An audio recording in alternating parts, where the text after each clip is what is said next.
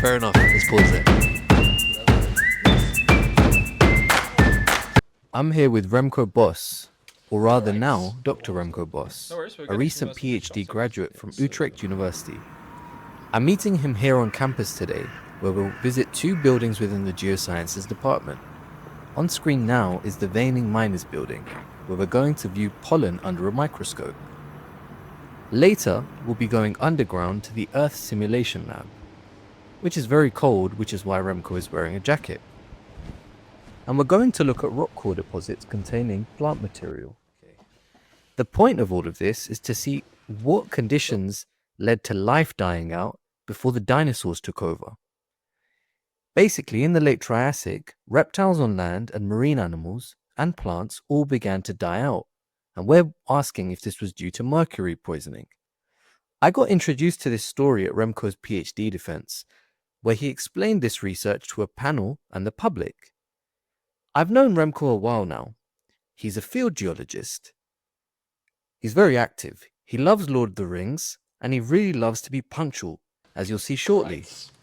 Right on time. We once had a falling out over the timing of eating at a chicken restaurant. I said post 7 p.m, things got lost in translation. Anyways, we resolved this issue over Super Smash Bros. It was a good day. Now I find myself following him underground in a cold room to look at cores containing plant materials. We're going to be squatting a lot. Let's see where the past years have taken Remco. It's all very fascinating, it's all very cold, and it makes for a great story about his PhD. Mic check, 1 2. Mic check 1 2. Alright, cool. This is on. This is on. Cool. Right, thanks. Remco, thanks for inviting us today to this very cold room. Where are we? We are in the core depository of Utrecht University, and this is where we keep all the sediment cores that we've collected all over around the world. And these range from deep sea sediments to shallow marine sediments, old Triassic, Jurassic, dinosaur stuff, early stuff. Whatever you name it, we probably have it. Immediately when you've pulled this out, the number one thing when I look at it, it seems very polished. It doesn't look like a rock that you find in the field, which usually crumbles. So can you tell me about that? Well, this is a drill core, so this is a particular carbonate rock that we drilled. It looks polished, but it's just the drill itself that kind of polishes. There's a diamond drill bit on it, so it kind of polishes the rock. We can take a piece out of it. You see it nicely layered, little carbonate stuff. This is Triassic stuff, so roughly 250 million years old. We've got this from the Netherlands as well, so from Winterswijk, a big quarry that we have in the eastern part of the Netherlands. One of the few spots in the Netherlands where you can actually find some of this cool old geology right at the surface. Yeah, this is my bread and butter. This is the research that I love to do. So when you got this, is this core that you had to go and ask an oil and gas company to get for you? Is it something that you collected yourself? How did it come into your possession? Well, something that my supervisor already has clocked that this was old sediments right at the spot where we wanted to drill. So we were looking at some late Triassic stuff. So that's something where there's a mass extinction that was happening.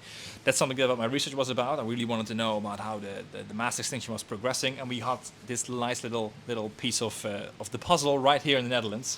Of course, you remember the pandemic as well. There was a bit of a restrictive, so we had to do all we can, trying to be within the borders of the Netherlands. That was the easiest way to go about it.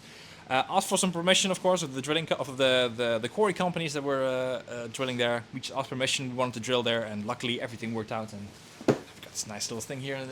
So with this kind of material, I mean, can I touch it? Sure, definitely. So. Yeah, it's immediately hard, but is it scratchable? Like for example, with chalks and stuff. Yeah, it's not that tough. No, it's not like heavy minerals. It's basically chalk. It's chalk and little pieces of clay and silt and sand mixed in between it. So it's not very difficult to break apart, man. And do you take this kind of stuff to, for example, another lab to look at it under a microscope? Do you polish it into a thin section? Yeah. So we're mostly interested in the geochemical aspect and into the microfossil aspect. So we kind of slice this into little parts, usually 2 centimeters at a time. So you have a nice little stack of sediments, of course, the older ones on the bottom, the younger ones at the top. And then, as you say, we take some of the part of it to the lab. We analyze it for the chemical contents, usually for the elements, of course, to tell us a little bit about the depositional, like what was the environment like where the sediments were deposited, but also look at the microfossils. And when I say microfossils, you have to think about pollen, spores, a little bit of algae as well, stuff that was growing onto the on the land and things that were swimming in the sea. I find it fascinating that you can find evidence of plants within rock material like this. I think, is this a destructive method, the kind of methods that you apply to it when you're trying to get your information out of it? When you're looking at the microfossils, it's really destructive. It's a method that we actually call total destruction, because you basically digest the entire sediment with acids. But the only thing that remains are the biopolymers. So these pollen and spores, these algae, they make really tough little cells. That stuff remains, and then we put it under the microscope on a slide, and we can look at that. So if there's an extinction, you always have some remnants of plants.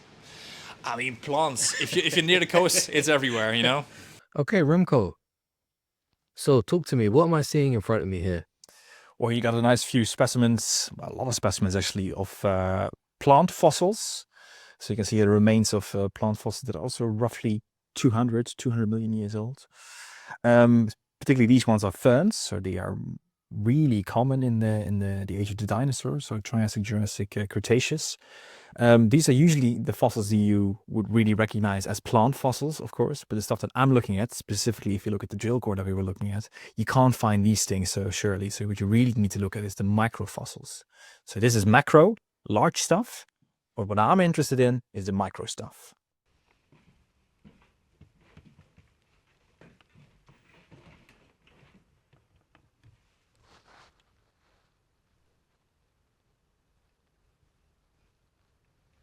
In that time,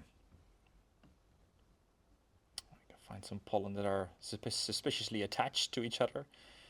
Remco, I think an important question is when we've been seeing some of these images on screen, what does this indicate about the time period that you have? And another thing that I think we discussed last time is that you used acid to dissolve a lot of things.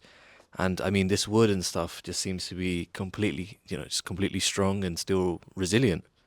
Yeah, that's true. So most of the organics, wood stuff, pollen, that type of organics, they kind of remain. They are not digested by the acids. If you would do a longer digestion, probably this will disappear as well. So there's a bit of a sweet spot you have to hit. Yeah, the ramifications and the significance of this. I mean, it's what's left from a whole forest ecosystem biome that was growing at the time. And one of these images, so one of these slides that we're looking at, just represents one slice of the core that we've been looking at. So if we can stack that up, see what the changes are through different types of pollen that are going in, spores, are there any changes in the amount of wood and maybe charcoal? Can we say something about wildfire activity? It's just like piecing together what was happening through or across these very extreme climate change events. Specifically, this is a mass extinction that was happening, so you're also interested what's disappearing, what type of plants are very resilient and are coming through that big event. And what influences the different colors? For example, some things are very opaque, other things let some light through, and then you can, for example, like you mentioned, something with a structure of three things. What did you call it? It was a tetrad. So it's four things in sense. Sorry, yeah. So it's the pollen usually divide up 2 times. So you usually have 4 cells that are attached to each other, and then when the plant basically lets them go, they disperse and let go, and then they're reproductive cells, of course.